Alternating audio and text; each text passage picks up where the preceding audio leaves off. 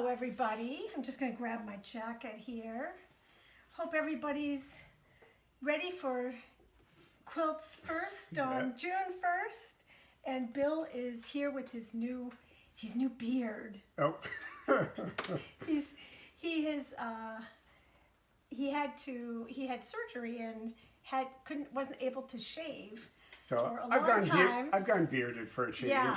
So at any rate, so we are talking today about virtual classes and how to get the most out of your virtual class. And this comes from having been giving virtual classes, teaching them for the last year, and hearing a lot from you all because they're working amazingly well for a lot of people. And we want, we've learned things by teaching and people have shared. So we're just going to kind of have a dialogue about what works, what doesn't, and why.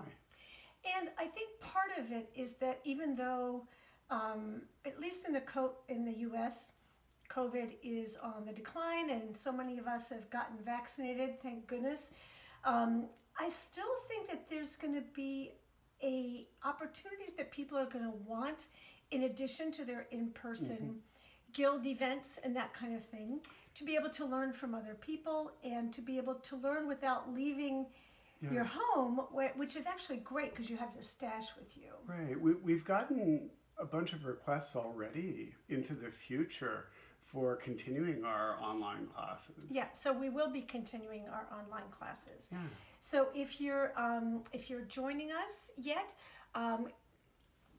say hi in the comments section, and we will. It's always reassuring to know you're there. Yeah, we're not talking we get a little thing saying that there are people there, but when we see a comment, we're like, okay, it's really working. Otherwise, you feel like you're They just can hear staring. us. They can see us. And as always, what we're going to do is, this is being broadcast live, of course, on Facebook as you're watching, but we're also recording with a separate camera so that we can put it up on YouTube later for those who aren't on Facebook. Definitely. So let's start with a couple of tips about your virtual classes and the things that we have seen. Oh, let's see. Okay, hi from Texas. So we got Barbara, our first person. thank you. We know we're you can hear us. You can you. see us. Great. Okay, so now people are starting to comment. And as you know, this is part of the virtual world. There's always the first few minutes of awkwardness, whether it's on Facebook or on Zoom. It's like, can you see me? Can you hear me? Well, I can see that there were a few people there already, so we're good. So let's just talk. You want to start with? Sure. So there are a couple of things that are different about virtual classes than in-person classes. And what I think our format is unique in the way we do it is that we have a pre-recorded component that our students watch an unlimited number of times for a week. And then we have a live session. Yeah. So it's a hybrid in that sense. Yeah, a lot of live classes are simply live. Everyone's working together. Right. And that is, that can definitely work. Our model is definitely different though, because by being able to present the information in a pre-recorded format, it lets us organize it very clearly, and it lets you as a student percolate and think about questions to be well prepared for the live part. And what the students so far have been telling us is that they watch it numerous times, which I would do as well because I like to be able to percolate a little bit. But we're going to talk about tips for live classes as well as this kind of hybrid model that we do. Either one. So as you are joining us, ask us anything you want on the topic of virtual classes or remote learning, and we will try to address it. The first thing that I can tell you is the most important is that your instructor needs to be able to see your fabric or your piece sewing, or whatever you're working on. Right. And the number one thing that I think people would benefit from knowing is that it's easier to move your quilt or your piece or your fabric than it is the camera. The moving the camera is easy for you as a student because it might be your phone, it might be your laptop, but you've probably all experienced the other side. It can make everyone seasick. Yeah. And so having a stable camera and then moving your fabric either on a design board or just carefully lifting. Do you want to? Well, I'm going to just sort of talk about just like the whole setup. Okay. So the first thing you want to do is to focus on some kind of setup that allows you to keep your camera still. And that is the number one thing. But you also want to make sure that you don't have light behind you. So you can see that there aren't any windows behind us, because if there were, the camera would adjust for that light and you'd see us in shadow. So video always adjusts for the brightest light source, unless you want to go into all sorts of manual settings, which you don't want to do. You just want to quilt. Right. So the best thing is to think the light should be hitting you or your fabric, and it doesn't have to be a fancy light source, but it just should never be directly behind you, because then it will just silhouette you. And this is one of the things that I see a lot, is that people they're thinking that they want the light on the fabric, but really they are between them and the window. Yeah, and so that's the challenge. It's definitely the challenge, because if I were a student and I had a window behind me, it would give me great light on my project, but that doesn't work in the virtual realm. Right. So you may have to rethink. You might have a sewing setup for your class that you might just have to move a few things for the best lighting. And lighting is not just how bright it is, but it's excuse me. It's the color of the light. You want, right.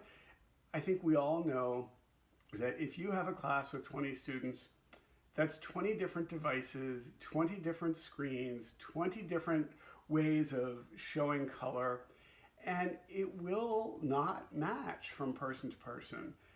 But you want to get it as close as you can. And then the other aspect of the earlier thing we were talking about move the fabric, not the camera, is that what I'm seeing in class is that people will try to hold their phone over their fabric, and then that casts a shadow on the fabric, especially if they have an overhead light. So if you can have a couple of different light sources, that's also helpful.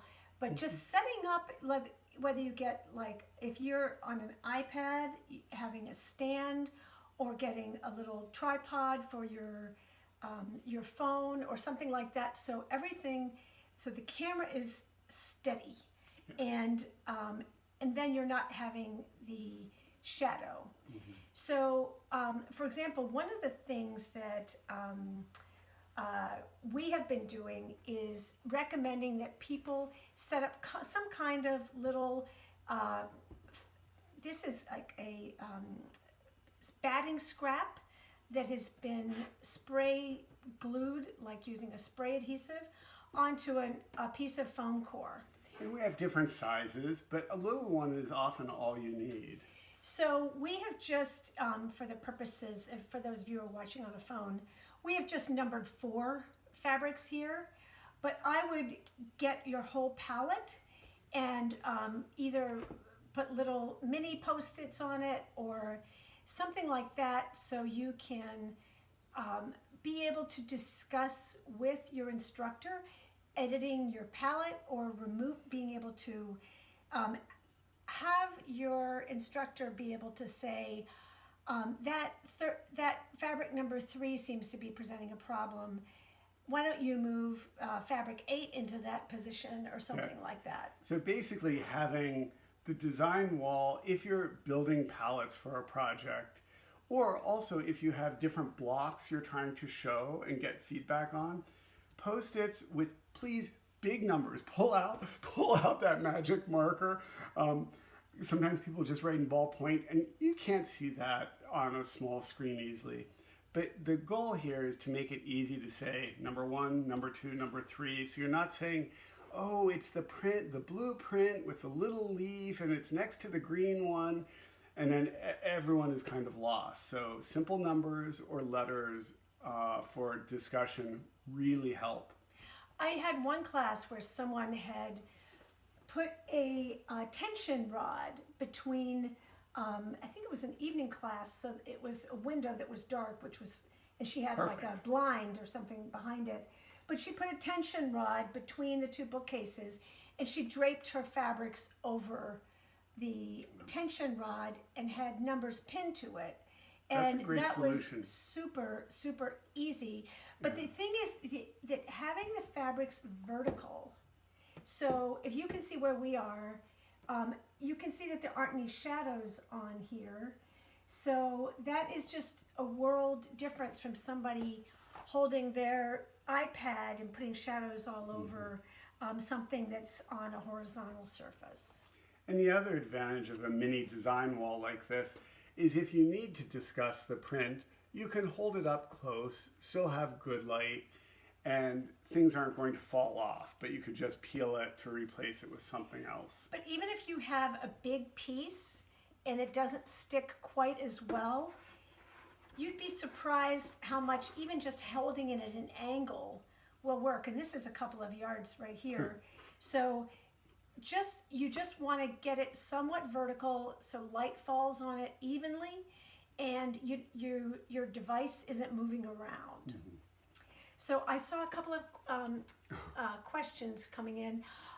Linda likes virtual classes because you don't forget supplies. Oh my goodness. And not only do you not forget them, but you don't have to carry them all. Yeah.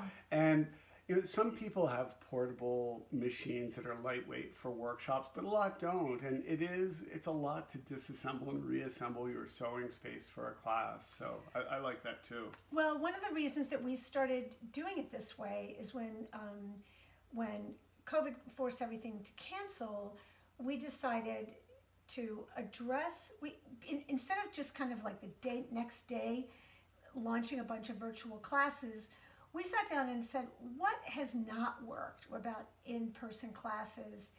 And is there a way that we can address that? There's deficits. With virtual classes? And one of the big things that we found, and it's exactly what Linda was saying, is it wasn't just that people forgot something, it was that after that first hour, in every single class for 20 years, somebody has said, I brought the wrong fabrics. Yeah.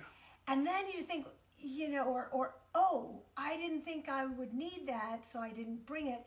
And then there was all this anxiety ahead of time too about what should I bring? Yeah. And whereas if you have a week to think about it, or you actually know a little bit about the supply list in a little bit more depth, we're finding that people aren't struggling quite as much to prepare for the class and to come to the class, with feeling confident that they have set up correctly. So can you scroll down? I want to see if did we miss any other? Okay, we're there. Oh, okay. So let us know what your questions are for us about the virtual classes, and we can also take other questions as well. Sure. Yeah. So I'll just keep building Yeah. on. One of the other aspects of having a little design wall with white batting or white flannel is that video cameras color correct by adjusting for pure white. So we'll set that down. If you look at this, you can see that probably no matter what monitor you're on, this is really white. And that will calibrate all of the others. So even if your monitor is a little off from another student's, relatively, things are going to be the same. And so I suggest to every student that you make sure that there's a little bit of pure white in what you're doing. It could be as simple as having an index card on, if you didn't have white for some reason as your design board, having just a white index card will really help. Sometimes I tell people to wear a white shirt sometimes it can be too bright. It's just, but you do want white in the picture somewhere. Absolutely. Another thing that is helpful for virtual classes is if you want to show an example of a quilt that you've already made, that you want to discuss maybe a palette that you've used before or something, having that either a photo of that on an iPad or a phone or something like that also is a really great way to be able to discuss color. It is, because some people in classes will do a lot of screen sharing, but honestly, that can lead to so many technical snafus that in this high-tech world, sometimes low-tech, just having a photo or sharing it or having the quilt ready so you don't have to go rummage through things, that can help. Another thing that I think is really important with classes, and this virtual or real, in person, they're all real, is to take a bit of time, not just to pick what project you're doing, what fabrics, but figure out what do you want to get out of the class. And just kind of mentally putting yourself in that place. And I think that you can often, just if you're on a computer, you can have your class up, but you could also have Word or a notepad open that you've typed some notes on that you just have that, or you can just print it out and write it down. But having your questions ready really helps you, I think, get the most out of it. Well, and with that in mind, I think it is good to have a little bit of a discussion about etiquette too for virtual classes, in that it's really important to understand that everybody, we have to kind of divide up the time, and that's the same situation with in-person classes, but I think it's even more important with virtual classes, because somehow time seems a little bit shorter when you're taking virtual classes, and you definitely want to make sure that you get to everybody and that people feel like they have equal time, and that if somebody's setup isn't ready or whatever, it becomes problematic in terms of making sure that they don't want to spend their whole allotted time getting their setup ready. Yeah. So it is really a good idea, and maybe even think about going through a dry run with a friend, just FaceTiming a friend and seeing how their setup looks on your camera and your setup looks on their camera. It's actually a really good idea. If you're with a guild, you may already have friends in there. And I'm actually seeing Cynthia, what a great question. How can I tell if I'm talking too loudly or softly? And fantastic question, because the reality is you can't. But the good news is whoever's on the other end can adjust their volume. And I wish this were the case in life, because I have been dealing with concussions from a couple of car accidents, and loud talkers and fast talkers are really challenging. So I wish I could have that little sliding bar for my brain. Cynthia, I mean, it really is a great question. It is. And the other thing is, don't ever hesitate to say, can you hear me? I've spent the last year teaching all of my university classes virtually. And no two people in the class have the same volume ever. And I think if you're concerned, ask. Or if someone else is talking and they're just really faint, speak up right away, because it's kind of an awful feeling to be part of a class and be talking and then have someone say, we couldn't hear you. Right. Because then you just feel, it's just a very awkward feeling. So you're doing everyone a service if you say,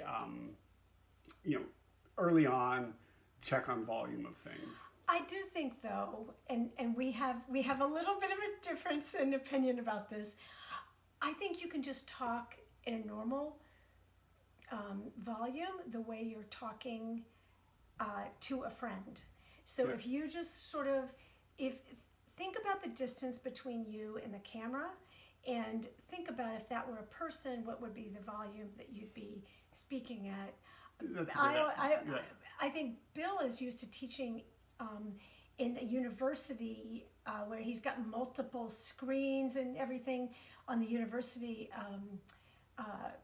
platform, and it always sounds really loud to me, but I might be doing the exact same thing, you know, when I'm talking. Yeah, I think we all tend to speak a little louder than we would normally because there's that worry that you aren't being heard.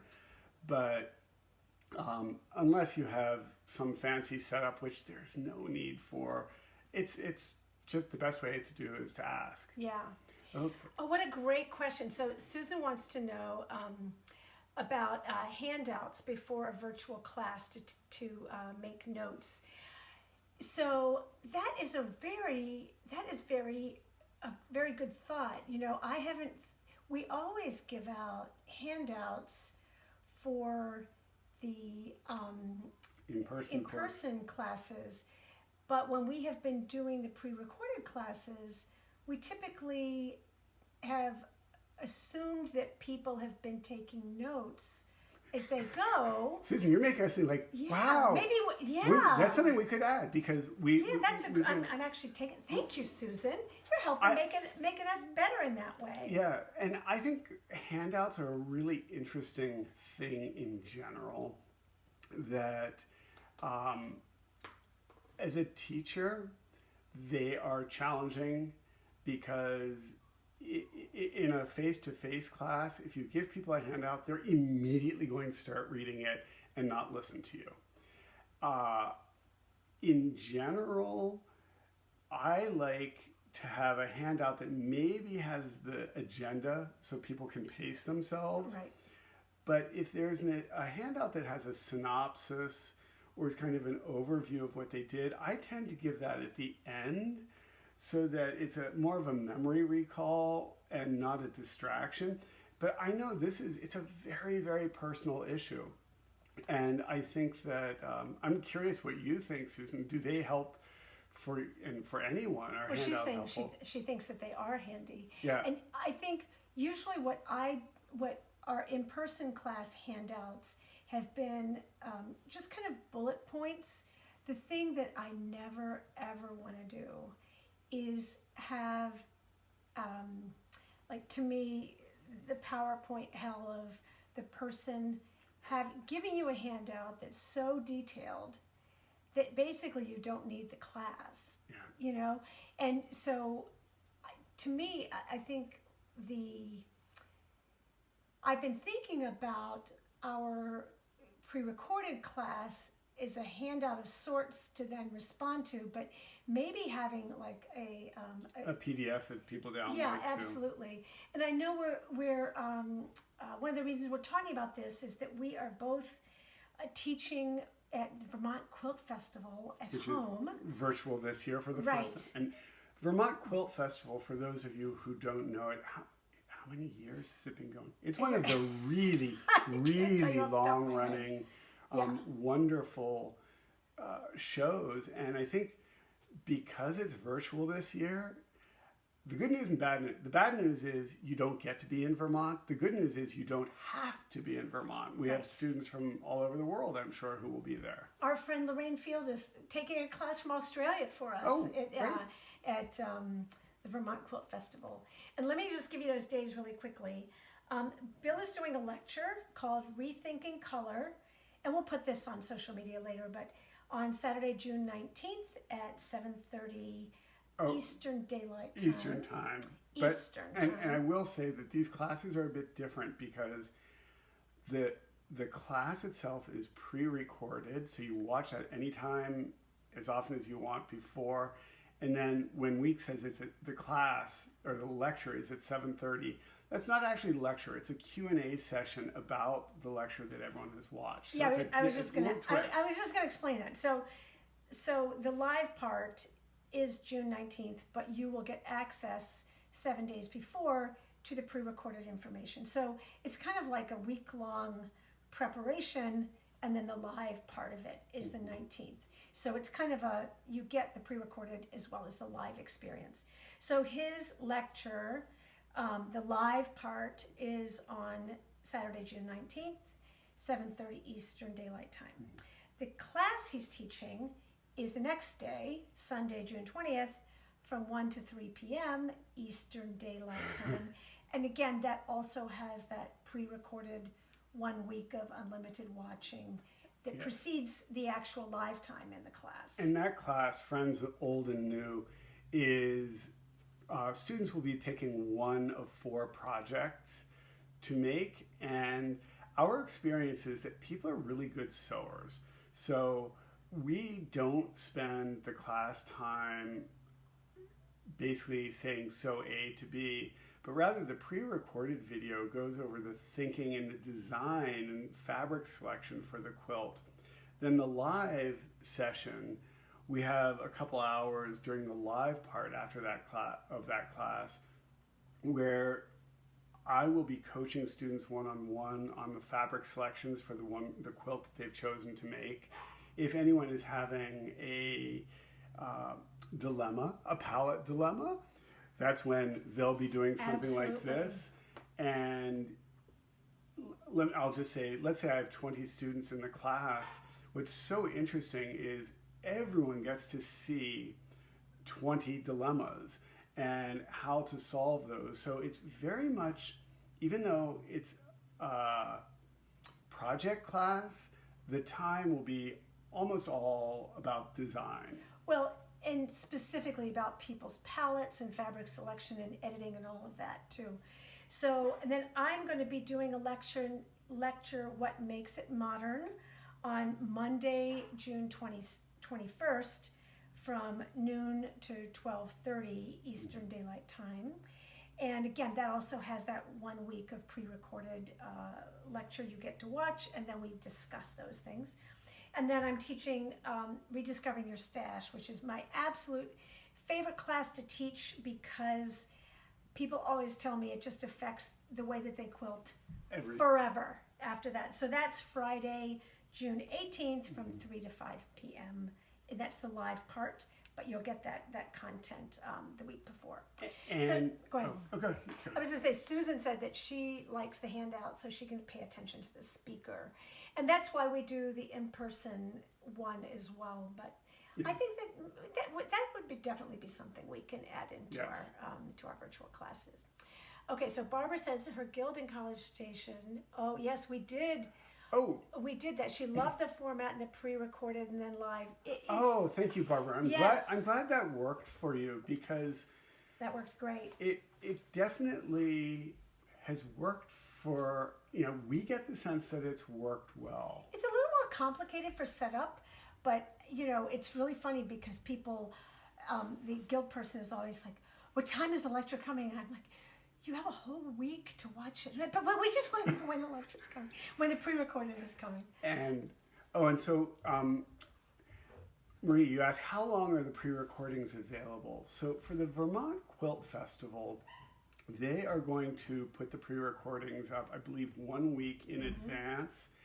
And they are going to record the live session and keep that available to students for 2 weeks after the fact. So that's which is very generous. Very generous. That's not we don't, when we do pre-recorded classes ourselves with guilds, we don't record the live sessions.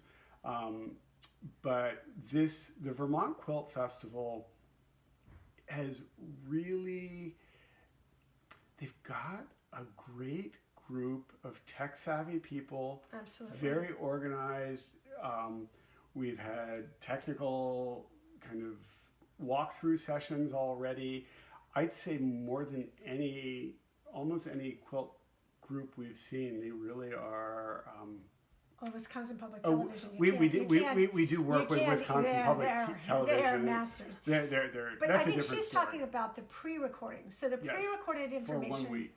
is usually, if we do it with your guild, usually people want to go back and then watch it. They tell us afterward as well. And so they want it to continue to be available. So typically, if we do a night class at 7 o'clock or something, and we go 7 to 9, we'll leave it up until midnight, sometimes even the following day. I'm not sure what the platform, they're going to leave the Vermont Quilt Festival is the different. live class recorded up for 2 weeks, but I don't know about the pre-recorded. Yeah. So, but I know in general, it's up till midnight the day of the live. The live. The And live I'll also say that if you have questions, if you're interested in any of the offerings of the Vermont Quilt Festival, because there are a large number of teachers there, it's very clearly spelled out how they're going to structure things. They very don't, well organized. They're really good at managing expectations. Okay. So, any other questions? Feel free to ask away. We're talking about virtual quilt classes today and workshops and lectures and that kind of thing, which we think are going to continue through the, long into the future, because it enables us to reach guilds that, don't necessarily have the budget. Smaller guilds that don't have the budget to fly us in and put us in a hotel. And it also allows us to reach people who have, there are often limitations of spaces for physical abilities and just mobility, and it's just great to be able to get to people in their home. Right. So, good. I hope that answered it, Marie. Thanks. Good. Excellent. So, go ahead. Oh, I was going to say, one of the great things, Weeks is Rediscovering Your Stash class. That is kind of the ultimate virtual class, because you have your stash with you. That's what I love about it. It's when she teaches it face to face, it's great, but people show up with big suitcases. Suitcases like these whole the big bins that fit in the back of pickup trucks, that multiple ones of those. So. But anyway, so also feel free to ask us any other questions. I'm going to grab the iron because somebody asked me on Facebook to demo how we press seams open without burning our fingers. Oh. So I'm going to just grab that. That sounds easy enough. Yes, and you can... I'll entertain it. Yes. but I can tell you, we've got our part of the month mapped out. We're working on our next publication right now. So that's always an exciting time. It's hard because we've designed a bunch of new quilts and we can't show them to you yet, but we'll have them soon enough. Okay. So Weeks is getting the iron, and she's got a good scent. And actually, let me take these off and pretend that this is an ironing board, even though it's not. So this is a scrap that you can see we have pressed open, and again, because there's a lot of excitement over the topic of pressing. This is what we do. This is what works for us. If this doesn't work for you, then you don't need to do it. You can press it aside all you want. So we're going this. If we were trying to, okay, we can't both be holding. Okay, you hold. Okay, so what I'm going to try to explain is that. Actually, maybe you can hold. Let me go up close first so you can see. This is the back side. These seams have already been pressed open. I'm going to back off a bit. And I'm going to just finger press one closed so you can see how it started. How it's going to start. So the first thing I would do, if you're pressing seams open for the first time and you're concerned about it, is turn off your steam function for the initial press. And what I like to do is to use my finger to open up the seam to have it kind of make a path for the iron. So what I'm doing is just the very end here, this right here, Weeks is going to press this one open. And what I want to do is show you, can you hold that there? There we go. Is that if you open up the seam with your finger and then just use your finger to trace the way, you can see it will open up the iron, it will open up the seam, and you will be able to not burn your finger. So the whole idea is that you're using your finger to kind of prime the seam, and then after it's mostly open, you can hit it with a big blast of steam and it'll stay very If your straight. iron has a burst of steam function, I think the best way to do it is have it dry as you press, and then once it's pressed open, just poof, quick burst of steam, and that sets it better. And so all of these have been pressed open. So you can see even, let's get a little bit closer. You can see even in this little tiny seam right there that that is probably 3/8 of an inch finished, that the seam allowances just overlap very nicely that way. Yeah, but what you get is such a very smooth result from it. And yeah, I think the question of burning your fingers, if I may have the iron again, this brings up the greater debate about what iron should I buy. And talk about a divisive topic, because as far as I'm concerned, there are no great irons made anymore, or ever. Irons are inherently problematic, and so it's a matter of picking the one that works best for you. I think that Rowenta Focus is a great iron. In terms of value, the Rowenta Focus, which is one of their lowest end ones, it's still a $70 iron. But what I love about it is, I always refer to it as the beak. The beak of the iron comes to a finer point than almost any other iron out there, which makes it easier to swoop in and press open your seams. If it didn't have this fine point, it would be a lot harder. The other thing I love about the Rowenta, if I get up close, is can you see how many steam holes there are? It has very even steam and well-distributed seam. But, and there is a big but here, they don't last forever. They are notorious for developing leaks after, usually we've been getting a couple years out of them. And we've gotten more than that out of this one. Well, I buy them and replace them. We're going to agree to disagree on this. But this one right now is beginning to drip. No matter what iron you use, read the manual, because most of them now tell you not to use distilled water, to use regular tap water. However, this has a regular cleaning, high steam cleaning function. And I'm sure it would last longer if I did it I don't remember what the manual says, like every 2 weeks or something. You just told them to read the manual. Yeah, I don't remember. I probably do the cleaning about once a month, and it gets all the lime and buildup out of there. But I will not hesitate to buy another Rowenta, but I will say there are probably 6 different levels of them, and I don't see any advantage to the more expensive ones. They tend to be heavier for me, which is more fatiguing. So, and they last. We've had them; they've lasted just as long. So my feeling is, bottom of the line Rowenta iron is a great deal. One of the other things that they'll tell you in the manual often is there are 2 things that I've seen people do that may also shorten the life of their iron. One is to store it with water in it, and that was something I didn't know for a long time, that you really have to empty it when you're done.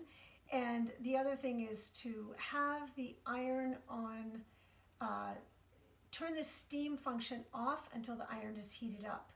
apparently the gasket that holds the water in expands when the heat is on, so it's not as likely to leak. Yeah. So if you have the steam function on in it and you've left water in it, and then you turn the iron on, that might be some of the reason people have experienced leaking and spitting and that sort of things with their iron. But a great iron, to me, is every bit as important as a great sewing machine. And there are a lot of people who love vintage irons, and I've had this iron for 30 years, and if that works for you, great. But I've used a lot of irons at workshops, Yes. and I've never. They just don't even compare for me for the Rowenta. And we should say we have no relationship with Rowenta. No. So, at any rate.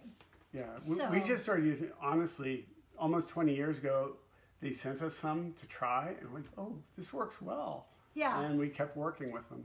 Well, we kept working with the irons, Yeah, but right, we right. haven't. We don't We have any no promotional financial thing yeah. anyway with them. So let us know if you have any other questions.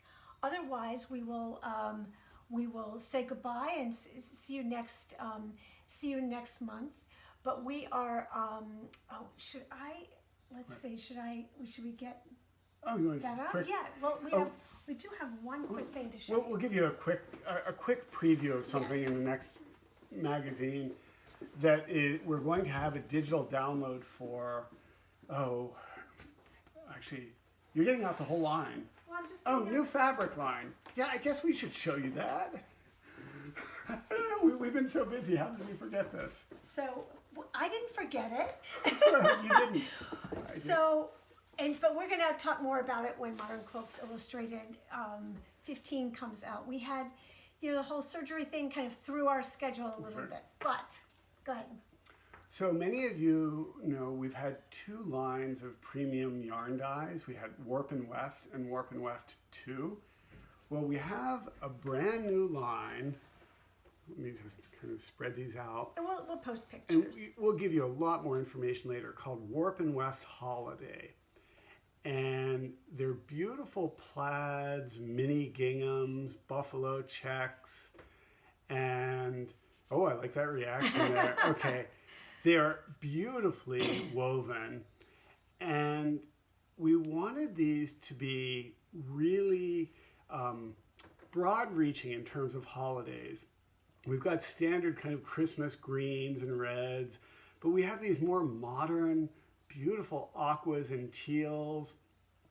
And we also wanted to have a lot of kind of traditional blues for Hanukkah, and they also are great winter colors.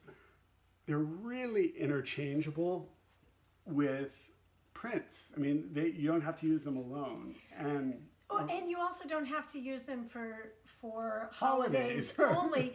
And the reason we didn't want it to be a Christmas line, because that is too limiting. And so the way we colored them is that each of them can be used in a non-Christmas, non-holiday setting. Well, or a different holiday. Yes. So it could be. What we're going to have for. Go ahead. I'll quickly say, these will be up on our website later this week. We don't have them up yet. Yes. We just got the fabrics in. Right. And fat quarter bundles. So this is.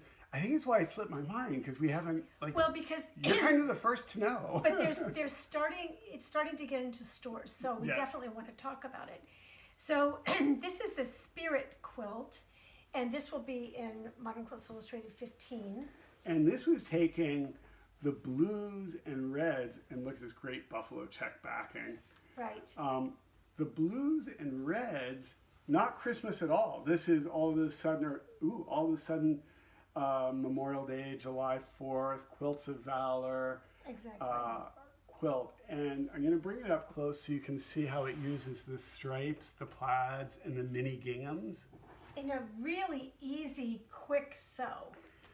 Yeah, this is a quilt that is made of strip sets. So you basically will be sewing a series of strips together and slicing them down to make the rows that go together.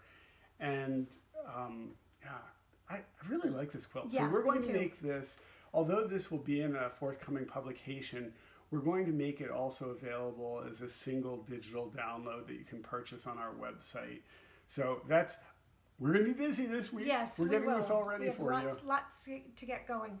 But be thinking about your winter holiday projects, and many of you have told us that you start thinking about them at the end of the summer, but fabric companies release lines when in a complicated matrix. Very complicated schedule. So they come out a little bit earlier than some people start their Christmas sewing, or their holiday sewing. But it's also, shops want to get the fabrics before they sell out. Absolutely. And then the other thing, just to sort of give you a heads up on, is that if you have not been following world events, India, where these fabrics are woven and dyed, has been hit really hard by COVID, and probably the worst scenario in the world. I don't know if Brazil is tying that or not, but as a result, the warp and weft fabrics, some of them we will not be able to get in anytime from soon. The previous from lines. The previous 2 lines. So what we have on our website and what you have in your stores, I think maybe all we're able to get for a while. So but we will have lots of the holiday line. Yes, we will have, because that was already dyed and woven and everything earlier. But it's definitely one of those things to just continue to be mindful of, because I think many people feel as though they've gotten their vaccinations and it's over for them, and it's certainly not over for shipping, and so the supply chain is very challenging still. Even our postal deliveries and that sort of thing are still very challenging. Very impacted, yeah. Yeah, so we're going to have the Warp and Weft holiday up on our website in the coming few weeks or so, and we'll be working on finishing up Modern Quilts Illustrated 15. We hope you will join us for the Vermont Quilt Festival, and also later in September, I think we have several other we've got big more events that we'll keep you posted. Talking about. So great to chat with you today, and have a wonderful June. Yes, and thanks for joining us, and we will see you soon. Take care. Okay, take care, everyone. Bye-bye.